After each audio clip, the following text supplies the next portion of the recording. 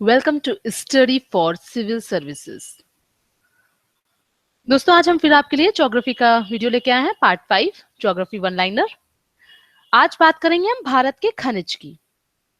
भारत में खनिज में हम आपको बताएंगे देश का पहला। दोस्तों, अगर इस वीडियो में आपको कुछ गलत लगे या फिर आप कुछ करेक्ट करना चाहें तो हमें आप करेक्ट कर सकते हैं। जैसे कल मैंने आपको इस वीडियो में बता दिया था कि भारत में राजस्थान में तिलहन की जगह दलहन बोल दिया था, तो मैं इसीलिए आपको करेक्ट कर रही, मतलब अपने आप को मैंने करेक्ट किया और मैंने इसमें आपको बताया कि भारत में राजस्थान में तिलहन का उत्पादन होता है सबसे ज्यादा और दलहन का होता है एमपी में। चलिए अब बात करते हैं भारत में खनिज की।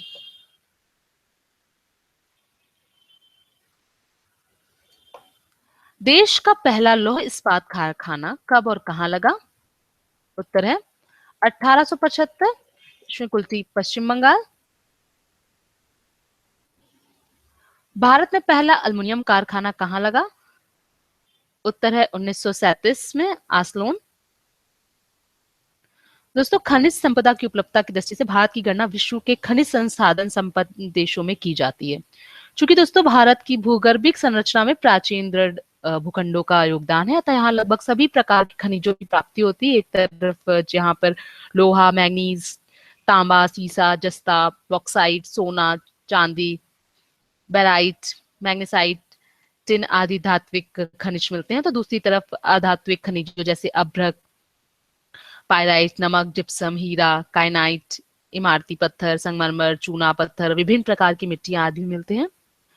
अणु शक्ति के खनिजों तथा यूरेनियम, थोरियम, जिरकॉन, सुरमा, ग्रेफाइट आदि भारत में यथेष्ट मिलते हैं। और प्राकृतिक शक्ति साधनों में कोयला, खनिज तेल तथा प्राकृतिक गैसों की भी प्राप्ति स्थलीय एवं अपतट क्षेत्रों में होती है। दोस्तों, भारत में जो खनिज क्षेत्र है वो उत्तर पूर्वी प्रायद्वीपीय क्षेत्र कई भागों में बांटा जा सकता है। जैसे पहला है जैसे उत्तरी पूर्वी प्रायद्वीप क्षेत्र। यह क्षेत्र दोस्तों भारतीय खनिज की दृष्टि से सर्वाधिक महत्वपूर्ण है, क्योंकि इससे भारतीय खनिज का हदस्थल कहा जाता है। यह आर्कियन शिल्ड क्षेत्र है जिसका संपूर्ण भाग उड़ीसा का पठार, छोटा नागपुर का पठार, छत्तीसगढ़ का उत्तरी भाग आदि से बना है। यहाँ का मुख्य खनिजों का में कोयला आता है, लोहा आता है, आपका मैग्नीज, अभ्रक, तांबा, बॉक्साइट आदि बहुतायत में मिलते हैं। इस क्षेत्र में काइनाइट 100% है और लो अयस्क 93% है। कोयला दोस्तों 84% है। अगर दोस्तों इसमें मतलब आपको फिगर में या फिर किसी में भी लगता है कि नहीं मैं गलत बोल रही हूँ तो आप मुझे करेक्ट कर सकते हैं। सेल का पूरा नाम क्या है? Steel Authority of India Limited. SAIL की स्थापना कब की गई? 1973 में। दोस्तों देखिए, उत्तरी पूर्वी प्रायद्वीप क्षेत्र मैंने आपको बताया खनिज का, जहां मिलते हैं खनिज की सर्वाधिक महत्वपूर्ण है ये जो है, जहां मैंने बताया आपको भी कि उड़ीसा का जो संपूर्ण भाग है, उड़ीसा का पठार, छोटा नागपुर का पठार, ये छत्तीसगढ़ के उत्तरी आदि से मतलब बना है। मध्य क्षेत्र है दोस्तों, ये भारत का दूसरा सर्वाधिक महत्वपूर्ण खनिज क्षेत्र है। इसका विस्तार मध्य प्रदेश, छत्तीसगढ़, आंध्र प्रदेश और पूर्वी महाराष्ट्र के क्षेत्र तक है। इस क्षेत्र में मुख्यतः दोस्तों मैंगनीज, बॉक्साइट, कोयला, लोहा, अयस्क, ग्रेफाइट, चूना पत्थर आदि पाए जाते हैं। दक्षिण क्षेत्र में जैसे कि कर्नाटक का पठार हो गया, तमिलनाडु का उच्च क्षेत्र शामिल है। यहाँ पे लो अयस्क, मैंगनीज, क्रोमाइट आदि खनिज प्राप्त होते हैं। इस क्षेत्र में मेवरी के लिग्नाइट को छोड़कर कोयला, तांबा एवं अभ्रक की उपलब्धता ज्यादा है, नगण्य है। दक्षिण पश्चिम क्षेत्र में आते हैं आपका दक्षिणी कर्नाटक और गोवा, इस क्षेत्र में आते हैं। यहाँ पर लो अयस्क तथा क्ले मिलती है। उत्तरी पश्चिम क्षेत्र में आता है अरावली के क्षेत्र का, गुजरात के भाग आते हैं। यहाँ यहाँ दोस्तों यूरेनियम हो गया, अभ्रक हो गया, खनिज तेल के क्षेत्र रूप में जाना जाता है। अलोह खनिज जिसमें मुख्य रूप से तांबा, शीशा, जस्ता आदि शामिल है। अणु शक्ति के खनिज दोस्तों है कि भारत में कोयला, खनिज तेल तथा जल विद्युत शक्ति के ऊर्जा संसाधनों की कमी को देखते हुए अणु शक्ति पर जोर दिया जा रहा है। यह ऊर्जा का एक ऐसा स्रोत है जिसमें कम मात्रा में खनिज विशेष का उपयोग करके मजबूत सुरक्षात्मक उपयोग अपनाकर अत्यधिक ऊर्जा प्राप्त की जा सकती है। भारत में जो मिलने वाले अणु शक्ति के प्रमुख खनिज है उनमें सुन लीजिए कौन कौन से हैं। वो है दोस्तों thorium, monazite, uranium, antimony, vanadium, Zircon, beryllium,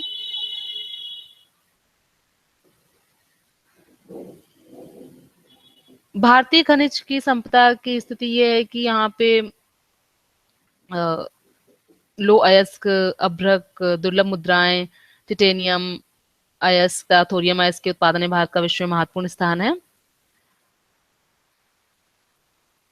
सामरिक महत्व में 10 खनिजों की मात्रा भारत में अपर्याप्त है। इसकी कमी को आयात द्वारा पूरा किया जाता है। ये खनिज हैं प्लेटिनम, जिंक, ग्रेफाइट, शीशा, सल्फर, पोटास, पारा जिसे हम मरकरी कहते हैं, टिन तथा निकल। भारत में सामरिक महत्व के 26 खनिजों की प्राप्ति होती है, जिनमें एल्यूमिनियम है, कोयला है, क्रोमियम है, एंटीमोनी, तांबा, मैग्नीज, मैग्नीशियम, अभ्रक है, यूरेनियम है, शीशा है, पारा, टीन, जिंक, निकल, ग्रेफाइट, सल्फर आदि शामिल हैं। तो मैं आपको विश्व में खनिज की प्राप्ति से भारत में कुछ खनिजों की प्राप्ति बहुतायत से होती है, तो कुछ मात्रा आवश्यकता भर के लिए ही उपलब्ध होती है, मतलब कुछ है कि हाँ आवश्यकता के लिए ही है। इसके अलावा कुछ खनिज है जिनकी भारत में कमी है, जिनकी आवश्यकता पूर्ति के लिए बाहर से मंगाया जाता है, आयात किया जाता है। तो उनके बारे में मैंने आपको बता दिया क्या क्या है। ब्रिटेन के सहयोग से कौन सा कारखाना निर्मित हुआ? उत्तर है दुर्गापुर, जो कि पश्चिम बंगाल में। रूस के सहयोग से कौन सा कारखाना निर्मित है? उत्तर है बोकारो, झारखंड।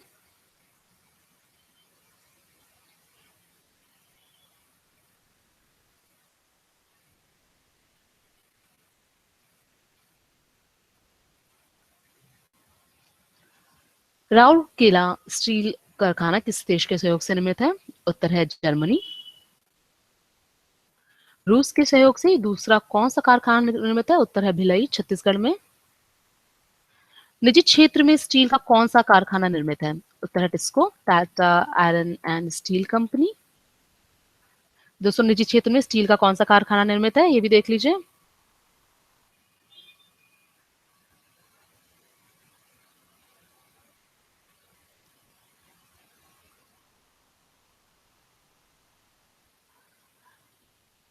टिस्को की स्थापना कब हुई थी? उत्तर है 1907 में। लौह अयस्क सबसे अधिक किस राज्य में पाया जाता है? उत्तर है झारखंड में। दोस्तों, खनिज ऐसे भौतिक पदार्थ है जो खान से खोद कर निकाले जाते हैं। कुछ उपयोगी खनिज पदार्थों के नाम हैं, जैसे आप लोहा है, अभ्रक है, कोयला, बॉक्साइट जिससे एल्युमिनियम बनता है, बॉक्साइट जिससे एल्युमिनियम बनता है, नमक है। दोस्तों, भारत और पाकिस्तान में कुछ अनेक ऐसे क्षेत्र भी हैं जहां खान से नमक निकाला जाता है।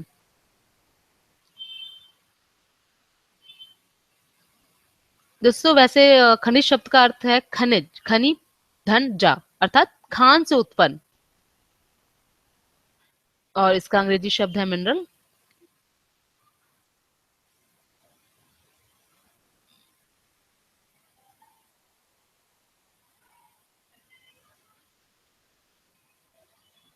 किस राज्य से देश का कुल 51% अभ्रक निकाला जाता है? उत्तर है राजस्थान से। झारखंड व उड़ीसा राज्यों से किसे देश का कितना प्रतिशत लोहा प्राप्त होता है, किया जाता है? उत्तर है 75%। ज्वार खदान किस खनिज के लिए प्रसिद्ध है? उत्तर है जस्ता उत्पादन के लिए। लिग्नाइट का सबसे अधिक भंडार किस राज्य में है? उत्तर है तमिलनाडु में। भिलई इस्पात संयंत्र किस पंचवर्षीय योजना में स्थापित किया गया है? उत्तर है द्वितीय पंचवर्षीय योजना में। हिंदुस्तान स्टील लिमिटेड की स्थापना कब की गई? उत्तर है 1953 में। दोस्तों, अब आपको आवाज मेरी क्लियर आ रही है कि अभी भी प्रॉब्लम हो रही है?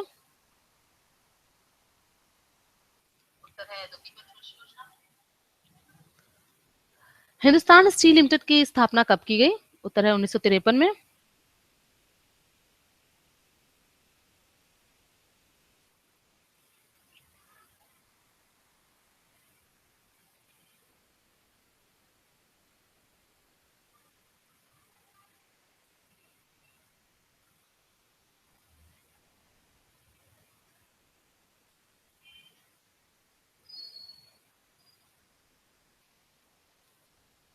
हिंदुस्तान स्टील लिमिटेड की स्थापना कब की गई? 1953 में। बर्नपुर में Indian iron and steel company की स्थापना कब की गई?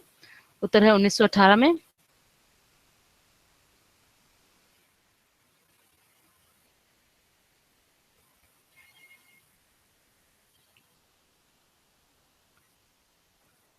कर्नाटक के भद्रावती में मैसूर बाद में विश्वेश्वरैया लौह इस्पात कारखाने की स्थापना कब की गई? 1923 में। किस सन में कुल्चे एवं हीरापुर 1908 में स्थापित के कारखानों की भारतीय लौह एवं इस्पात कंपनी में मिला दिया गया था? उत्तर है 1936 में। विशाल जी, एक्चुअल में बहुत लोग कहते हैं कि आप धीरे पढ़ाने लगे हो, फिर कुछ कहते हैं तेज, तो आप ठीक है, आपने मुझे बोल दिया कि जल्दी जल्दी ना बताऊं, मैं इसलिए आराम से बता रही हूँ। 1937 में किस स्थान पर कॉर्पोरेशन ऑफ, इसको क्लियर कर लीजिए, स्टील नहीं है, स्टील कॉर्पोरेशन ऑफ बंगाल की स्थापना की गई? उत्तर है Burnpur. Steel Corporation of Bengal को किस वर्ष भारतीय लौह एवं इस्पात कंपनी में मिला दिया गया? उत्तर है 1953 में।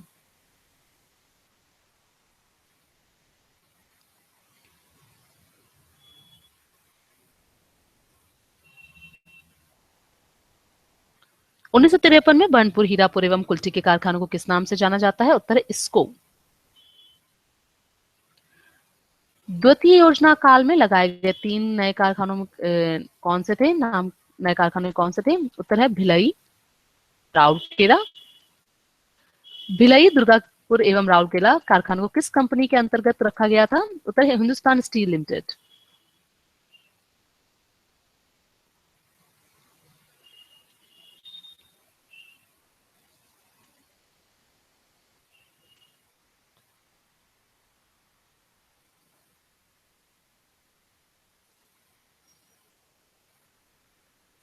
तीसरी पंचवर्षीय योजना में कौन से कारखाने की स्थापना का निर्णय किया गया था? उत्तर है बोकारो। बोकारो कारखाने में इस्पात का उत्पादन किस वर्ष प्रारंभ हुआ? उत्तर है 1974 में।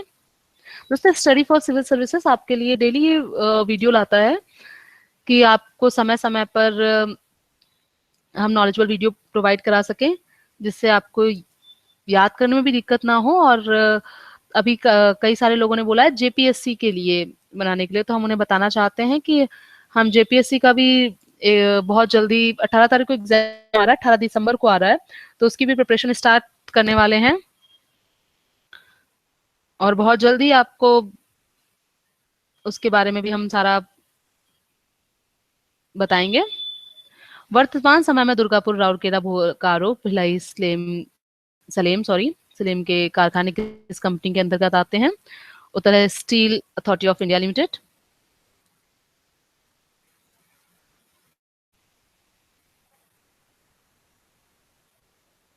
दुर्गापुर, राउरकेला, बोकारो, भिलाई, सलेम के जगह लोहा एवं इस्पात के कारखाने स्थापित किए गए हैं? उत्तर है विशाखापट्टनम एवं विजयनगर। कच्चे इस्पात के सबसे बड़े उत्पादकों के रूप में भारत का दुनिया में चौथा स्थान है। उत्तर है चीन, जापान और अमेरिका। तो सेल भारत में सबसे बड़ी इस्पात निर्माता कंपनी है। इसका कारोबार लगभग 50,627 करोड़ रुपए है, इस कंपनी का कारोबार। और यह देश में लाभ कमाने वाली 7 शीर्ष कंपनियों में से एक है। देश के विभिन्न भागों में सेल के 5 एकीकृत इस्पात संयंत्र है, 3 विशेष संयंत्र और 1 सहायक इकाई है। मैंने ये आपको स्टील अथॉरिटी इंडिया लिमिटेड के बारे में बताया दोस्तों।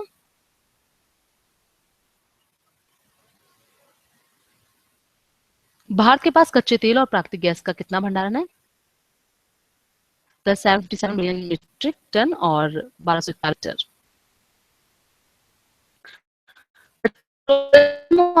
प्राकृतिक गैस क्षेत्र जिसमें पेट्रोलियम उत्पादों, रिफाइनिंग और माया की देश के उत्पादन यानी जीडीपी में कितना प्रतिशत की भागीदारी है? उत्तर है 15%।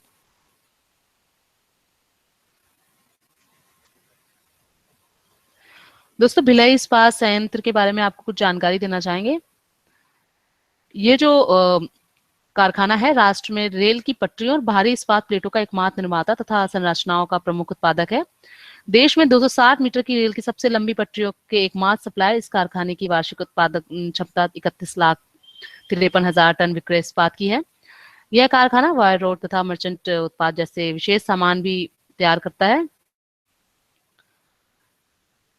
भिलाई के कारखाने इसके बस्ती और डल्ली खानों के पर्यावरण प्रबंधन प्रणाली से संबंधित है।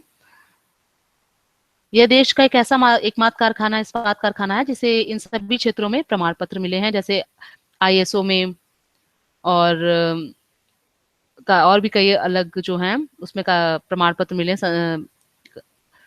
क्षेत्रों में। कारखानों के सामाजिक उत्तरदायित्व निभाने के लिए ऐसे 8000 प्रमाण पत्र और व्यावसायिक स्वास्थ्य सुरक्षा के लिए OHSAS 18001 प्रमाण पत्र भी प्राप्त है।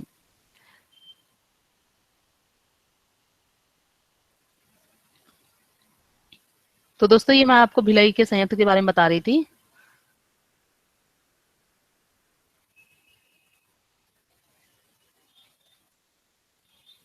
भारत विश्व का देश दोस्तों कौन से नंबर का सबसे बड़ा तेल उपभोक्ता देश है? उत्तर है चौथा। दोस्तों अब बात करते हैं दुर्गापुर इस्पात कारखाने की। दुर्गापुर इस्पात कारखाना 1950 के अंतिम वर्षों में 10 लाख टन कच्चे इस्पात प्रतिवर्ष की क्षमता से स्थापित किया गया था। बाद में इसकी क्षमता बढ़ाकर 1970 के वर्षों में 16 लाख टन कर दी गई थी। और दोस्तों 1990 के प्रारंभिक वर्षों में कारखाने के आधुनिकीकरण का एक विशाल कार्यक्रम प्रारंभ किया गया था, जिसकी इसकी क्षमता 20 लाख हजार टन मतलब इससे भी ज्यादा धातु, 18 लाख टन कच्चे इस्पात और 15 लाख से भी ज्यादा टन विक्रय इस्पात की हो गई थी। आधुनिकीकरण के बाद अब दुर्गापुर में इस्पात निर्माण के लिए अति आधुनिक टेक्नोलॉजी का प्रयोग किया जा रहा है। जिन यूनिटों का आधुनिकीकरण किया गया है, जिनमें उत्पादकता में सुधार, ऊर्जा की खपत में काफी कमी तथा बेहतर गुणवत्ता वाले उत्पाद तैयार हो रहे हैं। दुर्गापुर इस्पात कारखाने का संपूर्ण इस्पात निर्माण कॉम्प्लेक्स तथा ब्लूमिंग एवं बिलेट मिल, मर्चेंट मिल, स्कैल्प मिल, सेक्शन मिल और व्हील एवं एक्सल संयंत्र सहित महत्वपूर्ण नीले क्षेत्र हैं।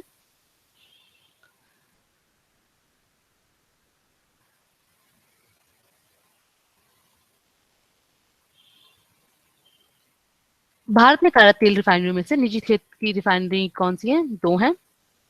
विश्व के किन प्रमुख देशों के तेल क्षेत्रों में भारत के अधिकतर सरकारी तेल कंपनियों की हिस्सेदारी है? उत्तर सूडान, मिस्र, Libya, Ivory Coast, Vietnam, Myanmar, रूस, इराक, कतर व ऑस्ट्रेलिया। रूस के सखालिन एक तेल क्षेत्र में भारत की कितने प्रतिशत हिस्सेदारी है? उत्तर है 20%। खांड सारी उद्योग के बाद भारत का दूसरा सबसे बड़ा लघु उद्योग कौन सा है? उत्तर है हथकरघा। हथकरघा जो है वो खांड सारी उद्योग के बाद भारत का दूसरा सबसे बड़ा लघु उद्योग है।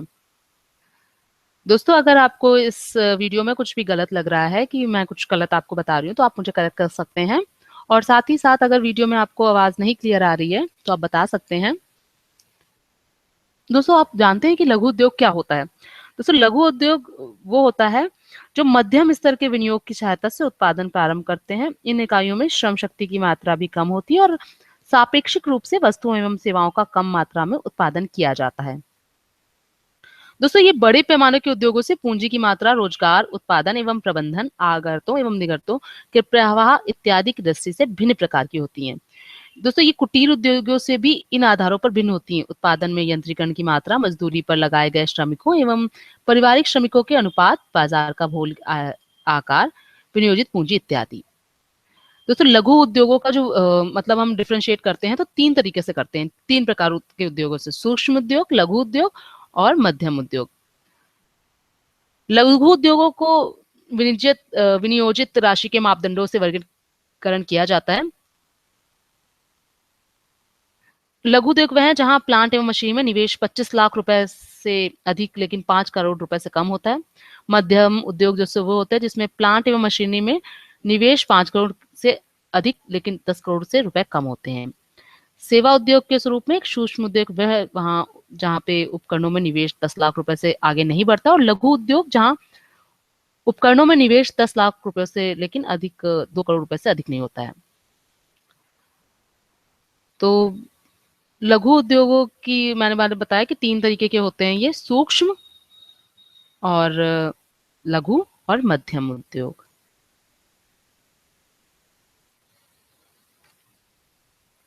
रोजगार क्षमता में हथकरघा उद्योग का स्थान देश में कौन सा है? उत्तर है दूसरा, कृषि के बाद।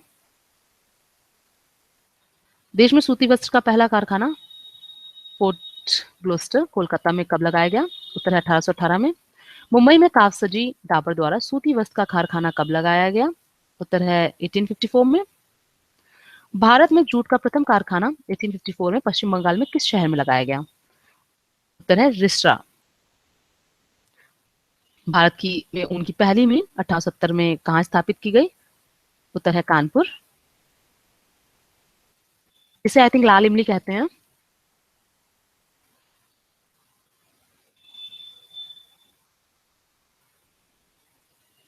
भारत में कागज उद्योग की पहली मिल पश्चिम बंगाल के श्रीरामपुर में किस वर्ष में लगाई गई थी?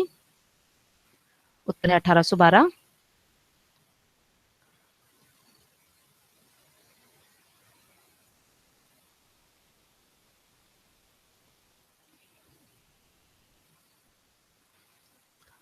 दोस्तों, अगर वीडियो में आपको अभी नहीं सुनाई पड़ रहा है या कुछ भी आपको दिक्कत आ रही है तो आप प्लीज हमें बता सकते हैं लाइव चैट में।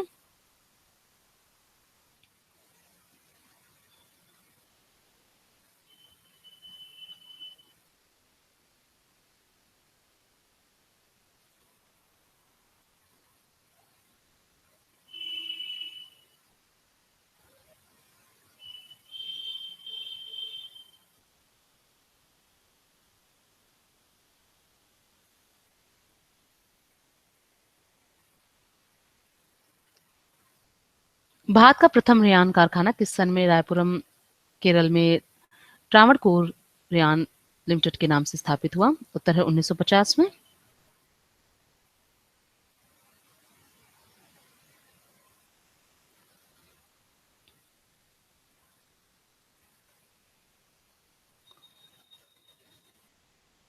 सोने का रेशा किस उद्योग को कहा जाता है? उत्तर है जूट उद्योग का।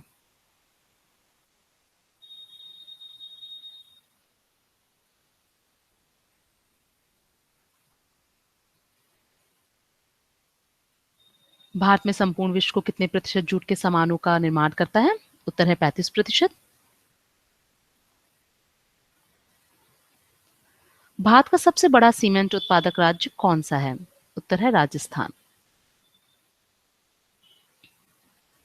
भारत का सबसे बड़ा सीमेंट उत्पादक राज्य कौन सा है? उत्तर है Rajasthan. Associate cement company ACC की स्थापना कब की गई? उत्तर है 1936 में, 1936।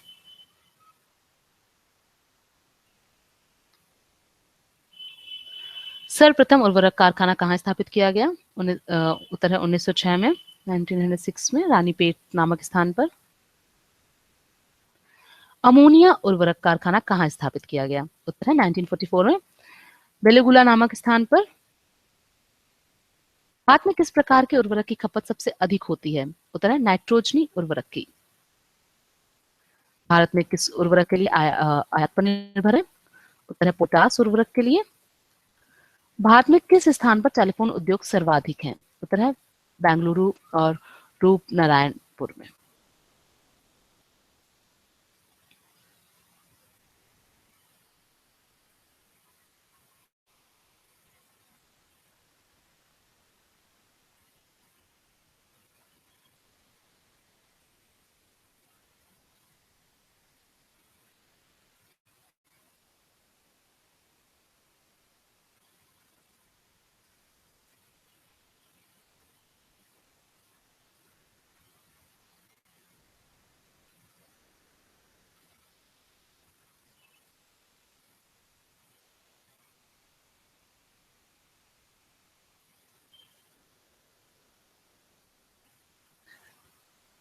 भारत के किस राज्य से 2/3 रेशम प्राप्त होता है? उत्तर है कर्नाटक से। भारत के किस नगर में चर्म उद्योग सबसे अधिक है? उत्तर है कानपुर, उत्तर प्रदेश। चमड़ा उद्योग, अब आई थिंक ये तो ट्रांसफर होकर उन्नाव की तरफ चला गया है, जा रहा है। बट चमड़ा उद्योग सबसे अधिक किस नगर में है? भारत के किस नगर में? तो कानपुर, उत्तर प्रदेश। में वायुयान निर्माण का प्रथम कारखाना कब स्थापित किया गया? उत्तर है 1940 में। देश का पहला निजी क्षेत्र में कारखाना कहाँ स्थापित किया गया? उत्तर है जमशेदपुर, हाँ, झारखंड में। अनुपमा जी, मैं अभी आपको रिप्लाई इसलिए नहीं कर रही हूँ क्योंकि हमारे पास टाइम कम है और आपके मैं आंसर्स जो क्वेश्चंस आप मुझसे पुटअप करते हो मैं उसके आंसर्स दूंगी, बट अभी क्या है कि अभी ये हमें कंप्लीट कराना है क्योंकि बहुत सारे लोगों के एग्जाम हैं, तो इस वजह से ये कंप्लीट कराना है।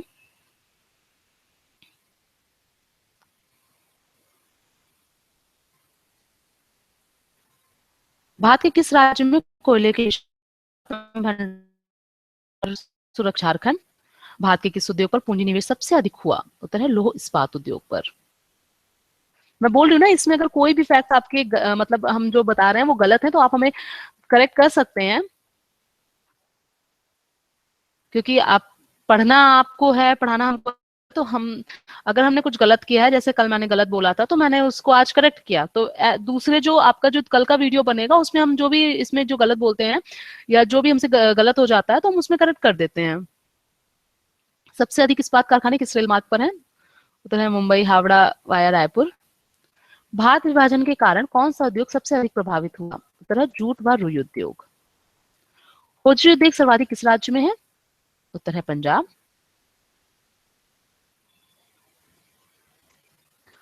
रेशम उद्योग सबसे अधिक किस राज्य में है? उत्तर है कर्नाटक। कटनी किस उद्योग के लिए प्रसिद्ध है? उत्तर है सीमेंट उद्योग के लिए। सीमेंट उद्योग में उत्पादन में भारत का दुनिया में कौन सा स्थान है? उत्तर है द्वितीय।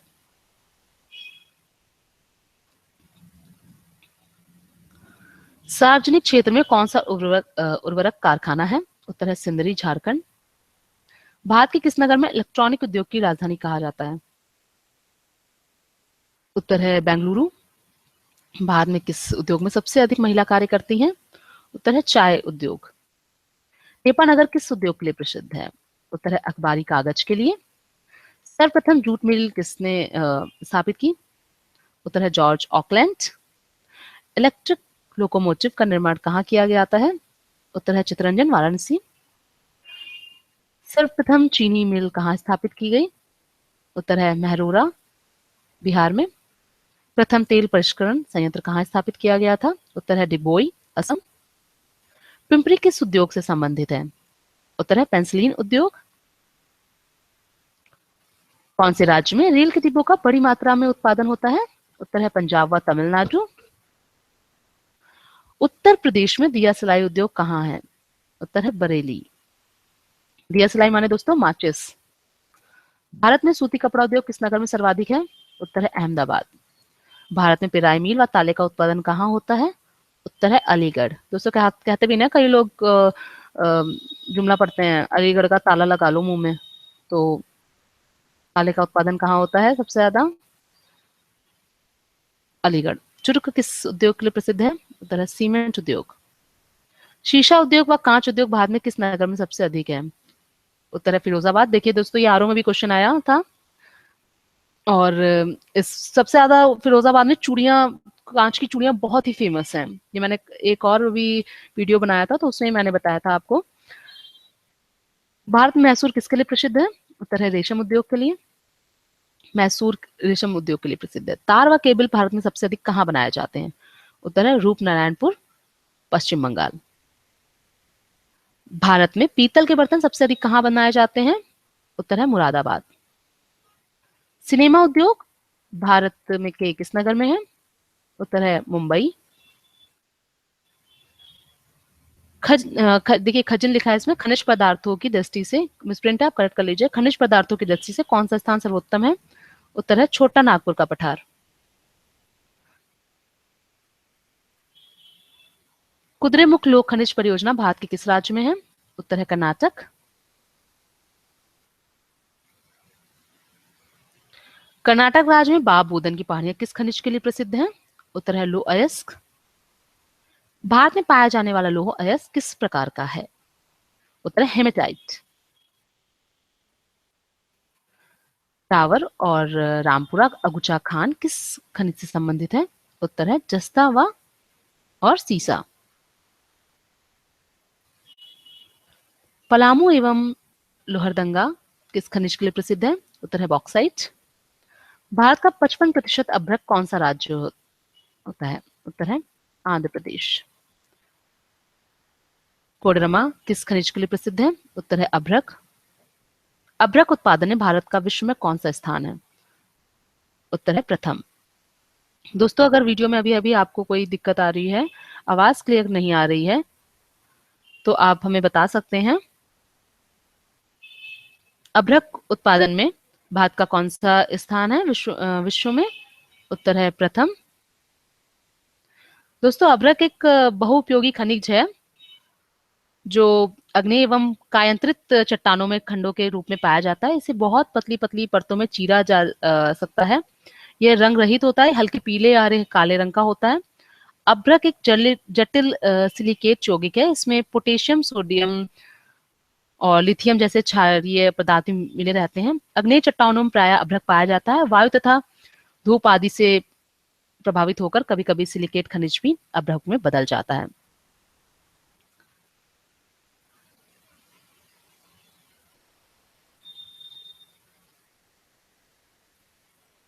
तो मैंने आपको बताया इस अभ्रक के बारे में। यद्यपि दोस्तों देश में अभ्रक प्रचुर मात्रा में पाया जाता है, तथापि इसका अधिकांश कच्चे माल के रूप में विदेशों को भेज दिया जाता है। हमारे अपने उद्योग में इसकी खपत प्राय नहीं के बराबर है। इसमें संदेह नहीं कि अधिक मात्रा निर्यात के कारण दोस्तों इस खनिज द्वारा विदेशी मुद्रा का अपर्जन यथेष्ट हो जाता है, किंतु यदि इसको देश में ही परिष्कृत पदार्थ के रूप में दिया जा सकता है, अधिक आय होने की संभावना है। व्यापार की दृष्टि से अभ्रक के दो खनिज श्वेता अभ्रक और फ्लोगोपाइट अधिक महत्वपूर्ण है। अभ्रक का प्रयोग बड़ी बड़ी चादरों के रूप में तथा छोटे छोटे या चूर्ण के रूप में होता है। बड़ी बड़ी परतों वाला अभ्रक मुख्यतः विद्युत उद्योग में काम आता है और विद्युत का असंवाहक होने के कारण इसका उपयोग कंडेंसर, टेलीफोन, डायनेमो आदि के काम में होता है। पारदर्शक तथा तापरोधक होने के कारण यह लैंप की चिमनी, स्टोव, भट्टियों आदि में प्रयुक्त होता है। अभ्रक के छोटे छोटे टुकड़ों को चिपकाकर माइक्रानाइट बनाया जाता है। अभ्रक के छोटे टुकड़े रबड़ उद्योग में, रंग बनाने में, मशीनों में चिकनाई देने के लिए भी काम में आते हैं तथा मानपत्रों आदि की सजावट में भी काम आता है। दोस्तों, अभ्रक पारदर्शक होता है, साथ ही ये ताप के आकस्मिक उतार चढ़ाव का भी उस पर अधिक असर नहीं होता है, इसलिए भट्टियों में अग्नि निरोधक पलस्तर करने का काम आता है।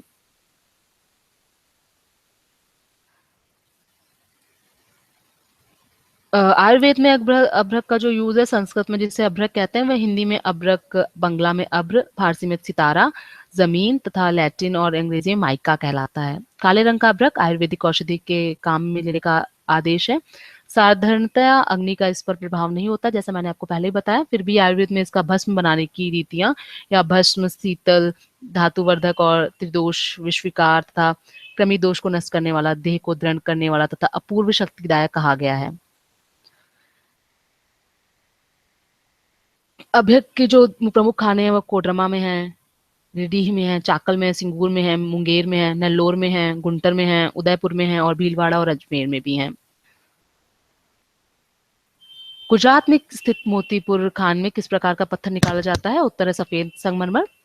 झरिया किस खनिज उत्पादन के लिए प्रसिद्ध है? उत्तर है कोयला।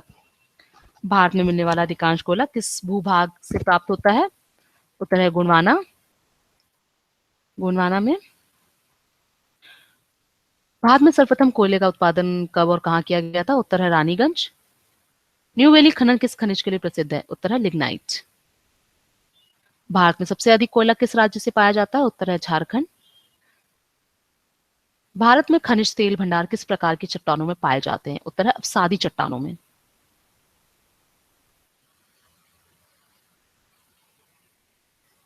अभ्रक मैंने अभी बताया आपको, विशाल जाधव जी। विशाल जी, मैंने अभी आपको अभ्रक के बारे में बताया कि अभ्रक को अंग्रेजी में माइका कहते हैं।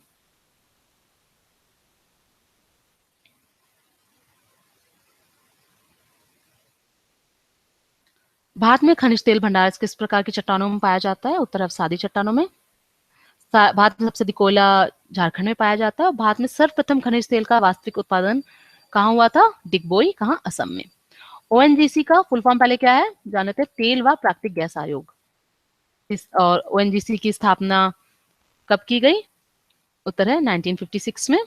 1956 में ओएनजीसी की स्थापना की गई। दोस्तों, अभी भी आपको समझ में नहीं आ रहा हो वीडियो है? ओएनजीसी का फुल फॉर्म दोस्तों हिंदी में तो मैंने आपको बता दिया, इंग्लिश में oil and natural gas corporation. काय कालूर खनिज तेल किस नदी घाटी के क्षेत्र में है? उत्तर है कृष्णा और गोदावरी। मंगला नामक तेल कुआं किस राज्य में है? उत्तर है राजस्थान। दोस्तों, तेल और प्राकृतिक गैस निगम लिमिटेड 23 जून 1993 से प्रारंभ हुई थी। ओएनजीसी के बारे में बता रही हूँ आप लोगों को। ये एक भारतीय सार्वजनिक क्षेत्र की पेट्रोलियम कंपनी है। इसे फॉर्च्यून ग्लोबल 500 द्वारा 335वें स्थान पर रखा गया है। यह भारत में कच्चे तेल के कुल उत्पादन में 77% और गैस के उत्पादन में 81% का योगदान करती है। यह सार्वजनिक क्षेत्र की सबसे अधिक लाभ अर्जित करने वाली कंपनी। इसे 14 अगस्त 1956 को एक आयोग के रूप में स्थापित किया गया था। इस कंपनी में भारत सरकार की कुल इक्विटी हिस्सेदारी है 74.14%। ओएनजीसी कच्चे तेल के अन्वेषण और उत्पादन गतिविधियों में संलिप्त है। इसकी हाइड्रोकार्बन की अन्वेषण और उत्पादन गतिविधियों भारत के 26 तलछटी बेसिनों में चल रही है। दोस्तों, ये भारत के कच्चे तेल की कुल आवश्यकता का लगभग 30% उत्पादन करती है। इसके स्वामित्व में एक 11,000 किलोमीटर लंबी पाइपलाइन है, जिसका परिचालन ये स्वयं करती है। मार्च 2007 का ये मार्केट कैप के संदर्भ में भारत की सबसे बड़ी कंपनी है।